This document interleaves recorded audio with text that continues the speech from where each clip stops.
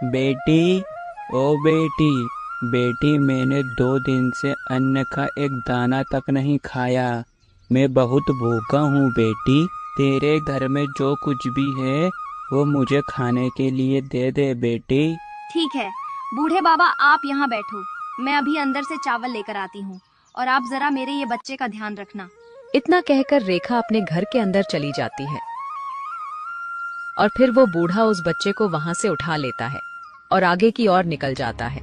जब रेखा अंदर से चावल लेकर आती है तब अरे ये बूढ़े बाबा कहाँ गए? मेरा बच्चा कहाँ गया? यहीं तो सोया था। अरे सुनते हो, जरा बाहर तो आओ। अरे क्या हुआ भाग्यवान, आज सुबह सुबह अपने गांव में ये शोर कैसा हो रहा है और सभी गांव के लोग वहां पर क्यों जा रहे हैं? क्या पता, मुझे लगता है गांव में किसी के घर सांप निकला है, लोग उसे ही देखने जा रहे होंगे। नहीं भाग्यवान, मुझे लगता है कि गांव में किसी के घर चोरी हुई है। अरे वो पंडित ज्ञानचंद्र वहाँ से ही आ रहे हैं, उनसे ही पूछ लो। अरे पंडित जी, ये कैसा शोर है? हमारे गांव में डकैती हुई है क्या? अरे नहीं रामू, आज फिर हमारे गांव से एक जंगली जानवर एक बच्चे को पकड़कर ले गया। हे भगवान, अब तो हमारे बच्चे भी गांव में सुरक्षित नहीं हैं। वैसे पंडित जी, जंगली जानवर आज किसका बच्चा लेकर गया है? अरे वो रेखा, जिसे अभी कुछ महीनों पहले ही संतान प्राप्त हुई थी, उसी बच्चे को आज सुबह सुबह एक जंगली जानवर उठाकर जंगल की ओर ले गया। अरे बाप रे बाप, वो बेचारी रेखा पर क्या बीत रही होगी।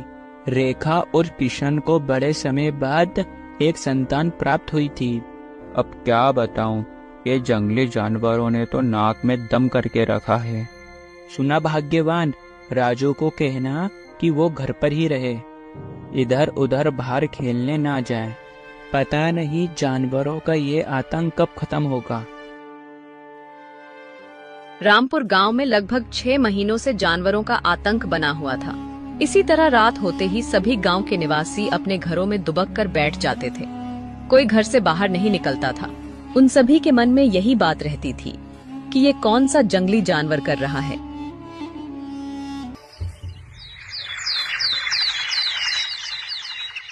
इसी कारण गांव के सरपंच ने एक सभा बुलाई। मेरे प्यारे गांव वासियों, जैसा कि आप सब जानते हो, पिछले 6 महीनों से लगातार कोई ना कोई जंगली जानवर हमारे बच्चों को जंगल में ले जाकर मार रहा है। आज उसी विषय पर चर्चा करने के लिए मैंने ये सभा रखी है। सरपंच साहब, हमारे गांव में आए दिन एक ना एक बच्चा गायब होता जा रहा है। अगर ऐसा ही चलता रहा तो हमारे गांव के सभी बच्चे मारे जाएंगे। अब देखिए ना, कल उस बेचारे किशन का बच्चा आंगन से गायब हो गया। किशन का कहना है जब ये भोगा उसके घर पर भिक्षा मांगने गया था, तब किशन की पत्नी अंदर से भिक्षा लेकर आ रही थी। इतने ही बीच में जब किशन की पत्नी बाहर आकर देखती है तो ना ही वहाँ पर भोगा था ना ही उसका बच्चा। अरे ओ बूढ़े बाबा, कल जब आप किशन के घर पर भिक्षा मांगने गए थे तब वहाँ से वो बच्चा कैसे गायब हुआ? जरा विस्तार में हम सभी को समझाइए। अरे सरपंच साहब, कल मैं जब भिक्षा मांगने गया था तब जैसे ही वो बेटी घर के अंदर भिक्षा लेने गई, तब अचानक से वहाँ एक भेड़िया आया और उस बच्चे को उठाकर भाग गया। सरपंच साहब, मैंने उस भेड़िया का खूब पीछा किया मगर वो मेरे हाथ नहीं आया। और वैसे भी सरपंच साहब, अब मेरी उम्र हो चुकी है तो फिर मैं उस भेड़िया का कहाँ तक पीछा कर पाता। अरे सरपंच साहब, जब से ये भोगा हमारे गांव में रहने आया है, जब से ही हमारे गांव में हर रोज एक न एक बच्चा गायब हो रहा है। मेरे हिसाब से ये पनौती को ही हमारे गांव से बाहर निकाल देना चाहिए। ये हमारे गांव के लिए पनौती है। अरे पंडित ज्ञानचंद्र, तुम एक ब्राह्मण हो और ब्राह्मण होकर तुम्हारे मुंह से यह बात शोभा नहीं देती है। ये पागल भोगा हमारे गांव के शमशान में ही तो रहता है और ये बेचारा हमारे गांव में घूम घूम कर भिक्षा मांगता है। अरे पंडित ज्ञानचंद्र, बच्चे गायब होने से इस पागल भोगा का क्या लेना देना है? मेरे प्यारे गांव वासियों, हमारे गांव में रोज एक न एक बच्चा गायब हो रहा है। इस समस्या को सुलझाने के लिए मैंने एक समाधान ढूंढा है। बताओ सरपंच साहब, वो क्या समाधान है जिससे हमारे गांव के बाकी के बच्चे बच सके? हमारे गांव के कुछ निवासी रात भर जगकर गांव में पहरा देंगे और रात भर जगकर यह पता लगाएंगे कि ये हरकत किस जानवर की है। ठीक है, आज रात को मैं, हरि और पंडित ज्ञानचंद्र रात भर जगकर पहरा देंगे और ये पता लगाएंगे कि ये किस जानवर की हरकत है। अरे रामू, मैं पहरा कैसे दे पाऊंगा? तुम और हरि ही पहरा दे लेना। क्यों, तुम इस गांव के पंडित हो, क्या तुम्हारा इतना भी फर्ज नहीं है जो कि बुरे वक्त में गांव में पहरा नहीं दे सकते हो? तुम कैसे ब्राह्मण हो? अरे पंडित ज्ञानचंद्र, रामू बिल्कुल सही कह रहा है। तुम हमारे गांव के एक ब्राह्मण हो, बल्कि तुम्हें तो सबसे पहले पहरा देना चाहिए।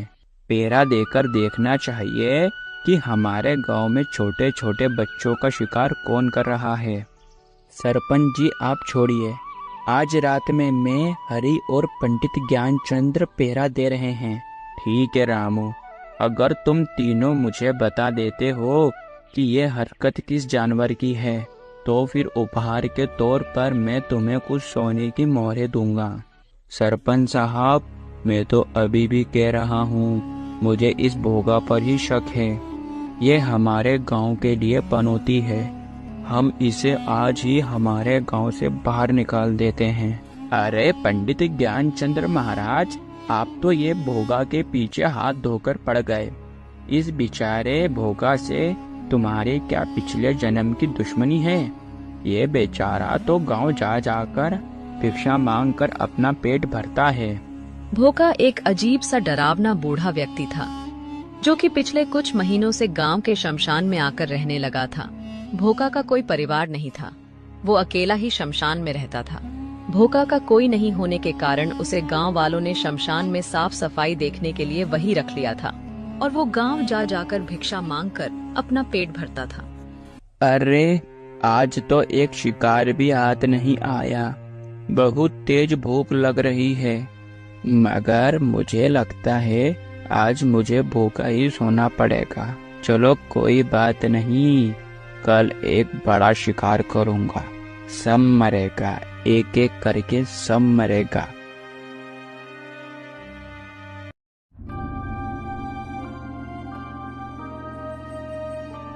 और वो सभी एक पेड़ के नीचे बैठे हुए थे।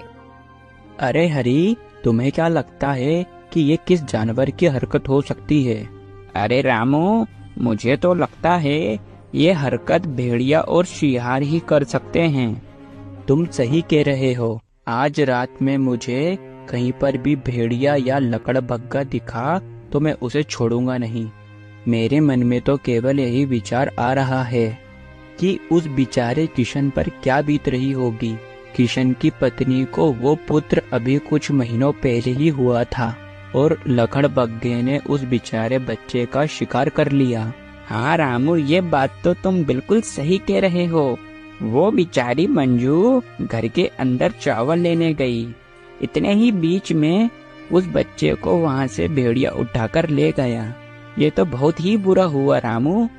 ये सब कहने की बातें हैं, जब वहाँ पर भोगा खड़ा था तो फिर उसे लकड़बग्गा कैसे उठाकर ले जा सकता है? अरे महाराज जी, आप कहना क्या चाहते हो? उस बच्चे का शिकार वो बूढ़े भोगा ने किया है। मेरा मन तो यही कह रहा है, क्योंकि जब से वो भोगा हमारे गांव के शमशान में रहने आया है, जब से ही हमारे गांव में रोज एक न एक बच्चा गायब हो रहा है। चलो आज हम एक काम करते हैं, अगर महाराज जी कह रहे हैं तो हम अभी तुरंत ही शमशान में जाकर देखते हैं कि वो भोगा क्या कर रहा है। चलो आज जाकर देख ही लेते हैं कि महाराज जी की बातों में दम है या नहीं। हाँ रामू, चलो आज वहाँ जाकर देख ही लेते हैं कि महाराज जी की बातों में दम है या नहीं। रामू, हरि और ज्ञानचंद्र महाराज शमशान की ओर जाने लगते हैं। मुझे लगता है यहाँ कोई आ रहा है। मैं जल्दी से इस खून को ढक देता हूँ। रामू और हरि ज्ञानचंद्र महाराज वहाँ पहुंचकर देखा तो वो भोका बैठा हुआ था। अरे बेटा, आज तुम तीनों, वो भी इतनी रात में ये शमशान में क्यों आए हो? सब ठीक तो है बेटा? सब ठीक है बाबा। बाबा, हम यही गांव में पहरा दे रहे थे, तो हम यहाँ से निकल रहे थे, तो हमने सोचा कि एक बार आपसे मिलते जाए। अरे बेटा, अभी तक तुम्हें कोई जंगली जानवर दिखा? नहीं बाबा, नहीं, अभी तक हमें एक भी जंगली जानवर नहीं दिखा। ठीक है बाबा, अब हम चलते हैं। हमें रात भर जगकर गांव में पहरा देना है। आप आराम से सोइए और अपना ख्याल रखना। अरे रामू और हरि, तुम्हें क्या सड़े हुए मांस या खून की बास आ रही है? हाँ महाराज, मुझे भी यहाँ से बहुत ही गंदी बास आ रही है। अरे बेटा, ये बास तो मुझे भी आ रही है। अरे आज सुबह जब मैं उठा तो मैंने देखा यहाँ एक कुत्ता मरा हुआ पड़ा था, तो मैंने उसे यहीं पीछे झाड़ियों में फेंक दिया। सुना महाराज, ये एक मरे हुए कुत्ते की सड़ने की बात है। अब हम गांव की ओर चलते हैं। पता नहीं इतने ही बीच में वहाँ पर कोई जंगली जानवर आ जाए। इतना कहकर वो तीनों वहाँ से चले जाते हैं और रात भर गांव में पहरा देते हैं। मुझे लगता है ये पंडित ज्ञानचंद्र को मेरे ऊपर शक हो रहा है। मुझे इस ज्ञानचंद्र का कुछ न कुछ तो करना ही होगा। पंडित ज्ञानचंद्र, कल तू भी मरेगा, सब मरेगा, तू भी मरेगा पंडित ज्ञानचंद्र।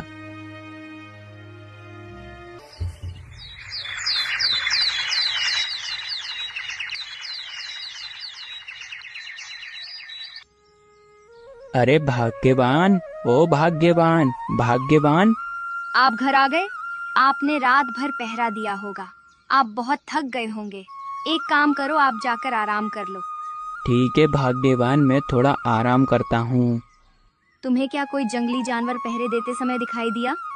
नहीं भाग्यवान, हमने रात भर पहरा दिया मगर हमें एक भी जंगली जानवर नहीं दिखा।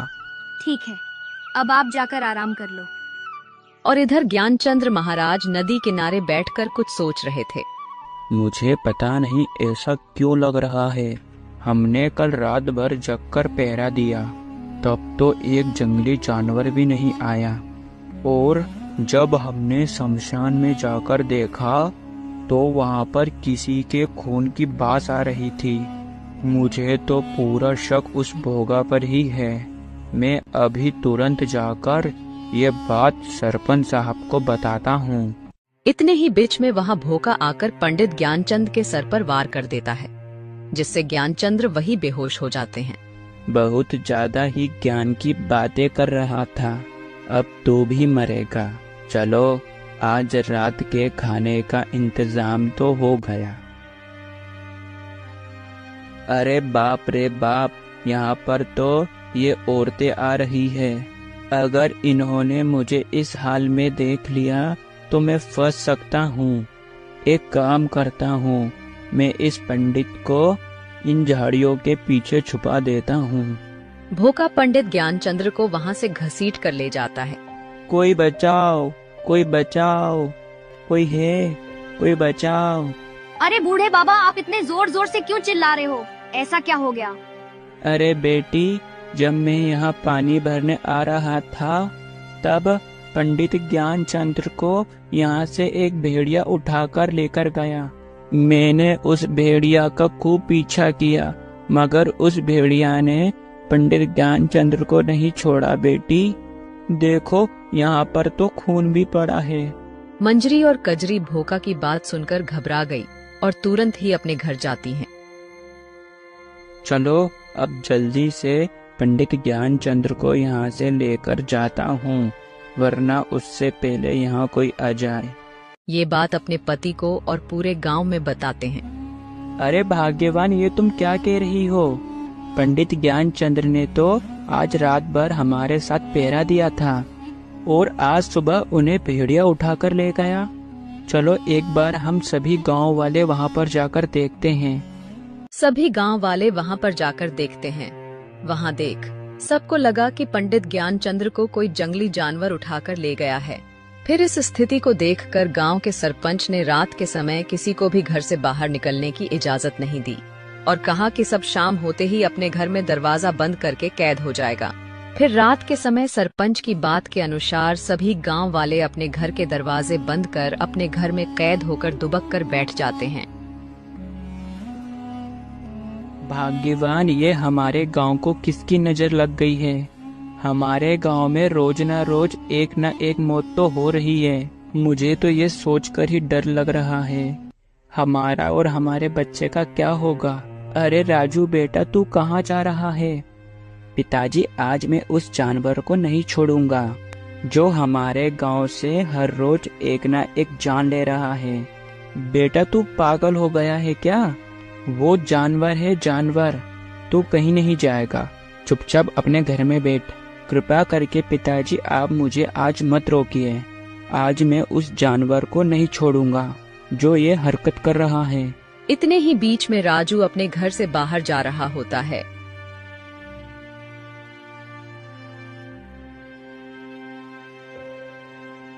कौन है वो जानवर जो हर रोज हमारे गांव में आकर एक न एक जान ले रहा है? अगर उसमें हिम्मत है तो वो मेरे सामने आए और मेरा मुकाबला करे। राजू की आवाज सुनकर ऊपर बैठा एक बंदर कुछ कहता है। अरे भाई, तुम इतनी रात गए ये जंगल में आकर क्यों चिल्ला रहे हो? अरे बंदर, तुम्हें पता है क्या कि तुम्हारे जंगल का वो कौन सा जानवर है जो हमारे गांव में आकर हर रोज किसी न किसी की जान ले रहा है और आज सुबह सुबह ही हमारे गांव के पंडित ज्ञानचंद्र का शिकार किया? अरे हमारे जंगल में ऐसा कोई भी जंगली जानवर नहीं है जो किसी का शिकार करे। किंतु बंदर, मैंने तो सुना है कि लकड़बग्गा और शियार ये सब काम कर रहे हैं। अरे नहीं नहीं, हमारे जंगल में ऐसा कोई भी जंगली जानवर नहीं है। सभी जंगली जानवर नदी के उस पार रहते हैं, उनका यहाँ आना संभव नहीं है। वो नदी पार करके यहाँ नहीं आ सकते हैं। तो फिर बंदर, ये सब कौन कर रहा है? अरे मुझे लगता है ये उसी का काम है। वही तुम्हारे गांव में किसी न किसी की हत्या कर रहा है। वो कौन है? आज सुबह सुबह मैंने देखा एक बूढ़ा व्यक्ति जब एक पंडित नदी किनारे बैठा था उसके पीछे से हमला करता है और उसे झाड़ियों के पीछे छिपा देता है और कुछ कहता है। बंदर ने आज सुबह जब पंडित ज्ञानचंद्र पर भोका ने हमला किया था, वो बात उस बंदर ने राजू को बताई। क्या? भोगा? ये काम भोगा का है, मगर वो मनुष्य का शिकार क्यों कर रहा है? और मनुष्य का शिकार करके वो करता क्या है? मैं अभी शमशान में जाकर उसे एक अच्छा सबक सिखाता हूँ। नहीं नहीं, तुम ऐसी गलती भूलकर भी मत करना। वो बूढ़ा व्यक्ति कोई आम मनुष्य नहीं है, वो एक दैत्य है जो कभी नहीं मर सकता है। ऐसी गलती एक मनुष्य ने की थी जब मैंने इसी पेड़ पर बैठकर सब देखा। वो बूढ़े व्यक्ति ने एक बकरी चराने वाले के बच्चे का शिकार किया। वो बच्चे के पिता ने उस बूढ़े व्यक्ति पर हमला किया, मगर उसे कुछ भी नहीं हुआ। उस बूढ़े व्यक्ति ने पुत्र के साथ उसके पिता का भी शिकार किया, मगर आज मैं उस भोगा को नहीं छोड़ूंगा। इतना कहकर राजू वहाँ से आगे की ओर बढ़ता है और वही कुछ दूर चलने पर एक महान तपस्वी ब्राह्मण की कुटिया थी। उस कुटिया के अंदर राजू जाता है। गुरु महाराज, गुरु महाराज। अरे बालक, इतनी रात गए तू मेरी कुटिया पर क्यों आया?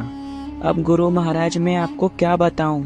पिछले 6 महीनों से लगातार हमारे गांव में किसी न किसी की मौत हो रही है। राजू अपने गांव की सभी समस्याएं जो हो रही थीं, वो सभी समस्या गुरु महाराज को बताता है। बालक, मुझे तेरी बहादुरी पर बड़ा ही गर्व है, जो तू अपने गांव के लिए अपनी जान जोखिम में डाल रहा है। मगर एक बात का ध्यान रहे, वो भोगा एक महाशक्तिशाली दैत्य है, उसे मारना आसान नहीं है। मगर गुरु महाराज, हमें उस भोगा को खत्म करना ही होगा। अगर वो जिंदा रहा तो पता नहीं वो कितने मनुष्यों की हत्या कर देगा। भोगा एक शक्तिशाली दैत्य है, उसे मारने का केवल एक ही उपाय है। वो क्या उपाय है गुरु महाराज? गुरु महाराज के हाथ में अचानक से तीर आता है। बालक, अगर तू इस तीर से भोगा पर वार कर देता है तो वो हमेशा हमेशा के लिए नष्ट हो जाएगा। महाराज जी, आपका बहुत बहुत शुक्रिया। राजू गुरु महाराज से तीर लेकर शमशान की ओर निकल पड़ता है। चलो, आज तो खूब बढ़िया शिकार का इंतजाम हो गया। अब मैं आराम से बैठकर पंडित ज्ञानचंद्र को खाता हूँ। सब मरेगा, एक एक करके सब मरेगा। भोका, अब कोई नहीं मरेगा, अब मरने की तेरी बारी है। अपने तीर से भोका पर हमला करता है, मगर बार बार हमला करने पर भी भोका को कुछ नहीं होता है। इस तीर से तो कुछ नहीं हो रहा। मैंने भोगा पर इतने सारे वार किए, मगर भोगा को तो कुछ नहीं हुआ। अभी मैं ज्ञानचंद्र को ही खाने जा रहा था, मगर अब पहले मैं तुझे खाऊंगा, उसके बाद ज्ञानचंद्र को खाऊंगा। इतने ही बीच में वहाँ पर गुरु महाराज प्रकट होते हैं। बालक, उसकी आंख पर वार कर। जैसे ही राजू उस तीर से भोका की आंख पर हमला करता है तो भोका वहीं समाप्त हो जाता है। गुरु महाराज, भोगा नष्ट हो गया।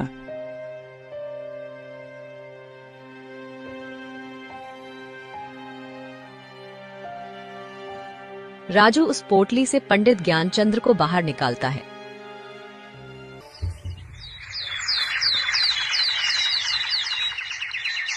जब पंडित ज्ञानचंद्र और राजू को आते देख गांव वाले खुश हो जाते हैं और फिर राजू सारी बातें पूरे गांव वालों को बताता है। राजू की बहादुरी देख गांव का सरपंच उसे इनाम के तौर पर 500 मोहरे देता है।